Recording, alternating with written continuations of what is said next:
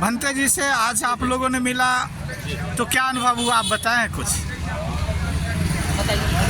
हम लोग आज यहाँ जिला का जो सेंट्रल जेल है बिहार की नया, हम यहाँ पर हैं और हम अभी भंते विनाचार्य से मिलकर आए हैं। और विनाचार्य जी ने बोला है कि भाई वहाँ पे जो लोग हैं जो एकत्रित रहें और वहाँ पे जो लोग हैं जो बुद्ध के प्रति समर्पित हैं, बाबा साहब भीमराव अम्बेडकर जी के प्रति समर्पित हैं, वो कहीं ना कहीं जो धर्म को बचाने की लड़ाई है वो चलती रहनी चाहिए। क्योंकि अगर आपकी धर्म और संस्कृति नहीं है तो आपका कुछ भी नहीं है। तो वैचारिक जो क्रांति जो भंते जी ने जगाई है, भंते जी बहुत ही मतलब दुखी नहीं है, वो खुश हैं। और भंते जी कह रहे हैं कि मैं धर्म की लड़ाई लड़ रहा हूँ और मैं जो समाज की लड़ाई लड़ रहा हूँ और समाज को इकट्ठा करने का काम कर रहा हूँ।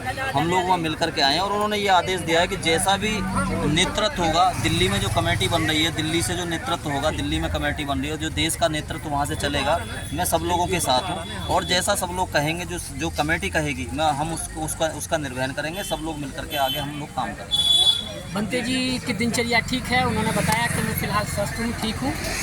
और बस उनका संदेश है कि भाई लोगों से कहो कि अपना जो बौद्ध विहार है वो मुक्त होना चाहिए किसी भी। मुझसे उन्होंने कहा कि ये तो कम वो है, मैं इसे बहुत छोटी चीज़ समझता हूँ। इससे ज़्यादा अगर सर कटाने की भी नौबत आएगी, फांसी की भी नौबत आएगी, तब भी हम उसके लिए तैयार हैं। लेकिन आंदोलन किसी भी हालात में रुकना नहीं चाहिए और बिहार मुक्त होना चाहिए। ये भंते जी का संदेश उन्होंने जेल से दिया और कहा कि सभी को एकजुट रहना है। और जो बड़ा आंदोलन 5 जून को हो रहा है दिल्ली में, उसमें ज़्यादा से ज़्यादा सहयोग हो, कमेटी बने जो पूरे देश को एक संदेश मिले और उसी कमेटी से पूरे देश में निर्णायक हमारे सभी जो फैसले हैं वो एक कमेटी करे। बौद्धों की चीज़ बौद्धों का ही निर्णय होना चाहिए, बौद्धों का ही हक होना चाहिए। और भंते जी ने कहा है कि ज़्यादा दिन तो मैं रहूँगा नहीं, भाई आज नहीं तो कल नहीं तो परसों, 2-4 दिन, 10 दिन में कुछ ना कुछ तो होगा, जमानत होगी उनकी, वो बाहर आएंगे और कि दुगनी ताकत से फिर इस आंदोलन को और मजबूत किया जाएगा। भंते करुणाशील राहुल जी को उन्होंने बदनामी भेजा और कहा कि भंते जी चिंता ना करें, अपने आप को अकेला महसूस ना करें कि जैसे ही मैं बाहर आता हूँ फिर पूरे देश में बुद्ध विहार मुक्ति आंदोलन को फिर इसको तेज करेंगे। ये संदेश भंते जी ने भेजा जेल से। सभी का साधुवाद, मंगल कामनाएं।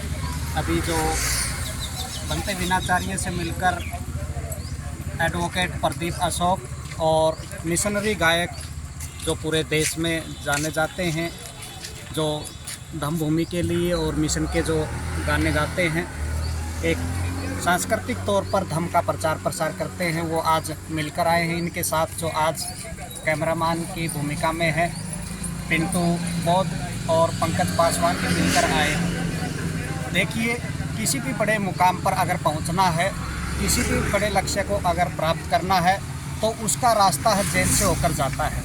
और ये रास्ता हम तय कर रहे हैं। भंते विनाचार्य जो आज जेल में है, तो इसका मतलब है कि हम सही दिशा में हैं। और सरदे भंते करुणाशील राहुल पर भी झूठी FIR दर्ज की गई है। ये हमें समझना होगा कि लगातार एक के बाद एक FIR दर्ज हो रही है, वो कौन कर रहा है, किसका ये षड्यंत्र है, किसकी साजिश है। क्योंकि जो धरना को संचालित कर रहे हैं उनकी तरफ से और पुलिस प्रशासन की तरफ से, दोनों की तरफ से ये लगातार मुकदमे दर्ज किए गए हैं और जिसकी वजह से आज भंते विनाचार्य जेल में है। तो ये पूरे देश के बौद्धों को, पूरी दुनिया के बौद्धों को ये समझना होगा।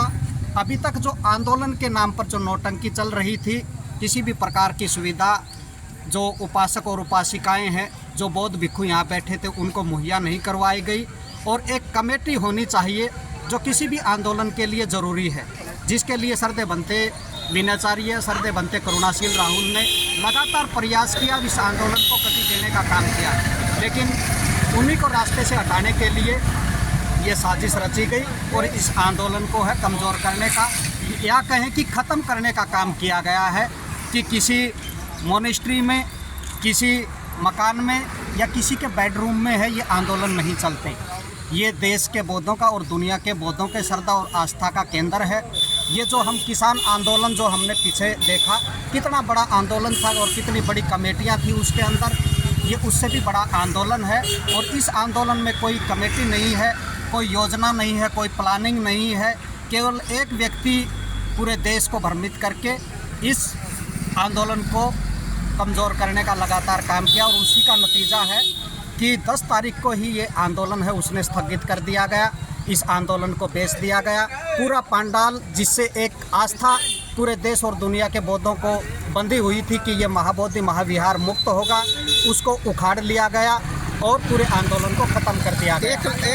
एक आदमी की बात आपने किया, डायरेक्ट बता सकते हैं क्या बनते जी? हाँ, वो लामा एंड कंपनी है, इसको बताने में कोई गुरेज नहीं है। तो इसलिए अब इस आंदोलन को पूरे देश में एक केंद्रीय कमेटी बनेगी जो 5 तारीख को प्रोटेस्ट के बाद 6 और 7 को होगा। फिर ये कमेटी है, ये दिशा और दशा तय करेगी कि ये आंदोलन कैसे हो, इसका स्वरूप कैसा हो। इसमें हम तन मन धन से सरदेव भिक्षु डॉक्टर करुणाशील राहुल के सानिध्य में बनते विनयाचार्य के साथ मिलकर धम्मभूमि की टीम जो लगातार अब तक इस आंदोलन को गति देने का काम कर रही थी, मजबूत करने का काम कर रही थी, आगे भी जब तक पीटी एक्ट ख़त्म नहीं होता हमारी जो भागीदारी है सरदेव भिक्षु डॉक्टर करुणाशील राहुल के सानिध्य में लगातार बनी रहेगी और ये महाबोधि महाविहार मुक्त होकर रहेगा।